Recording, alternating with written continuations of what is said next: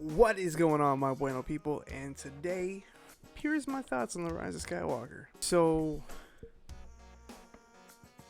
first off, a lot of things going around. First off, we're talking about the JJ cut.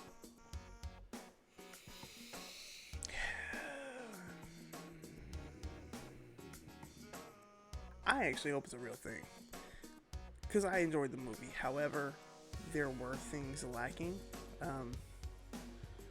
I need more Finn, man. You always give me more Finn. I needed the Jedi. I needed the Force Ghost there. What we got was cool, but I want to see what can actually happen with that. Like because there wasn't any moment in the theater, at least our showing, where anybody went like how it's been in the past. There wasn't a moment like that. It's sad because this was opening day, and it was just kind of dead. And then the minute the credits ended, or the minute like the movie was over, people walked out, and I felt that. I felt it really bad. Inside, I was happy, I was excited, I was feeling things. But the problem is, there wasn't anything that was like, oh! And I think that could have been that moment where Rey's laying there, and we just see Anakin or Obi-Wan reach their hand down to help her up. And she didn't even have to be in the same place as Palpatine. She couldn't be on Exegol at that point. She could be in I don't know, I think Harry Potter, in the seventh movie? Eighth movie. I think of, stupid as it is, Shia LaBeouf in the second Transformers. There could have been this moment where she was in this space with all the Jedi. That physically she wasn't there, but force, spiritually she was there, and that's when they could have talked to her. And then when she came back and she got up and she fought Palpatine, they could have all been behind her. I think that would have been fantastic. I think that would have been great. And there's rumors that did happen to a point, and I think it'd be cool to actually see that. I think it'd be cool if we got that, and I think it'd be cool for those actors, because I was looking at it, someone had put the different lines that were said and by who, and all of the men and Ahsoka got multiple lines. The female Jedi Masters, outside of Ahsoka, who's not really a master, got one line apiece. So I was just not I wonder why. Those Jedi Masters weren't really important unless you watch the Clone Wars, so I mean I get that. But it was just very weird on that end. As we're seeing who said what, doesn't really matter. The main ones were probably Anakin, Luke, Obi-Wan, Yoda. But it was cool Kanan got to be in there. Kanan's one of my favorite Jedi, so that was really cool. But what's crazy, someone brought this up. No one was there to back up Kylo or Ben. But anywho, what's crazy is Ben kind of got shafted, and I think this is where it really killed me. I want more Ben Solo. And I was having this argument with somebody on Instagram yesterday. They're like, oh, this is Reylo. This is what Reylo's about. And I said, no, excuse me. Reylo is Kylo Ren and Rey. Ben Rey is Ben Solo and Rey. And they're like, oh, Reylo could be Rey and Ben Solo, because you could take the low from Solo. And I'm like, no, it's not the same. And I could be wrong, but Vader and Anakin, same body, different person. Kylo and Ben, same body, different person.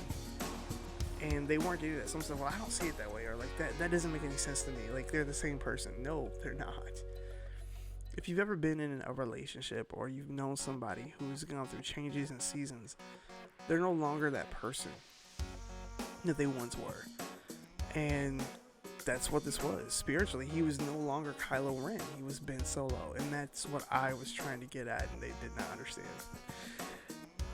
But anyway, so I wanted more Ben Solo from this movie. So I wanted more Finn. I wanted the Force Ghost. I wanted more Ben Solo. To be honest, I wanted more Poe. Everything else was fine in my opinion. I didn't care for Force Ghost Luke, not because he was a Force Ghost, but because the way he looked. I was looking at the footage from The Last Jedi, and when Yoda's Force Ghost was there, he was there with the blue tint over him. This looked like Mark Hamill wasn't even there, and they put him in through green screen, and that bothered the crap out of me. I'd have to rewatch it to look at it, but I didn't like the effect. Did not. I don't really care for the ending, the very end on Tatooine. I thought it was cool, but it was lackluster. I don't think Rey should have been by herself, and I think that's what bothers me. And here's why. When we come into the story, we know nothing about Rey. Rey is actually introduced after Finn and Poe. We look at the original trilogy. Leia is introduced for a short bit, but our droids are our main focus. And then we meet Luke. Then we meet Leia officially, and then we meet Han, or in that order. In an order like that. We don't meet Rey. Rey is the last of the big three that we meet. We already meet our villain. We meet Finn. We meet Poe. And then we meet Rey on her own. My point with that is to make Rey your main character. She should have been who we were following. We weren't following Rey in this story. Like, if you really want to go back to it, we did in Last Jedi because of the way Ryan wrote it. But really, honestly, and Christian Harloff said this a year ago on Jedi Council when it was still a thing. Down with Collider. But Christian Harloff said this a year ago that Finn was the main character of The Force Awakens. And I will 100% agree with you on that. Finn was the protagonist of that story. With Rey, they were a unit. Last Jedi, Finn gets pushed to the background. Rise of Skywalker, he's coming back up. He's important to Rey and to Janna, but he's not important, and it really bothers me. And if I were John Boyega, I would be mad. I would want my time. I would want my time back. Because, again, Finn was this pivotal character in The Force Awakens. Everything we saw was through his eyes, majority of the time. Last Jedi, we saw it through Rey's eyes. Rise of Skywalker was kind of everywhere. But we saw it through Finn, and then we saw it through Rey. But mainly we saw it through Rey, and I think that's what really bothered me, was the fact that this is supposed to be a partnership. These are supposed to be our two protagonists, our main protagonists. And if you go back to what Ryan said for Last Jedi, in his mind, Kylo and Rey were the protagonists. And you don't do that. You don't switch up your protagonist in your story. Not at all. That's not how that works. So that truly, truly bothered me. You know, but going back to that ending, Rey being alone on Tatooine, I did not enjoy it. I didn't, to be honest. But her being alone on Tatooine bothered me. It should have been her, Finn, and BB-8, or her, because I think that's really what it should have been. I think her, Finn, and BB-8, maybe Poe, but Poe's taking over the Resistance. So was Finn a little bit, but Finn could have been there. I really think Finn could have been there. To go off to that planet that's just like your home planet, it made no sense to me besides to bury those sabers. You could have gone anywhere else. You could have went to, I mean, Tatooine makes sense as where it started, but I don't know, you could have went to Naboo, where it actually started, I don't know. Coruscant. I don't know. I think that would be really cool, by the way, to go to Coruscant and go to the old Jedi Temple if it was still up. That would have been really cool. But I don't know. Like, I'm not gonna go to like a review. Like, this is what happened. This is what happened. This is just more my random thoughts as I let them kind of sit and stew. wanted Finn to hold a lightsaber. I mean, he held it in the cave, but I really wanted him to wield one. I wanted him. That was something else I was thinking about the other day. He got his big final fight in The Last Jedi. Like, he got his final fight in The Last Jedi, and that was with Phasma, and that should have happened in this one. Like, he should have had that moment where it was him and the Runaways, and he got that final blow on Phasma. That's what it should have been. And I am a huge Finn advocate, and I feel like he got shafted, not because he's JJ's baby, but I think he got shafted because his story was complete. And somebody mentioned that about Rose, like how Rose wasn't in it. You have to understand, Rose was supposed to be Finn's guide, his moral compass in The Last Jedi, because Rey wasn't there. So whenever Finn finally got to that point where he's at in The Rise of Skywalker, there was no character growth for him in this movie. I love the character, I love the path and journey he went on, but there was no growth. He was the same from the beginning of the movie to the end of the movie. He had no growth of an arc. I'd have to say the same thing with Poe. But that's not true. Poe did. But Finn didn't. Finn was just there.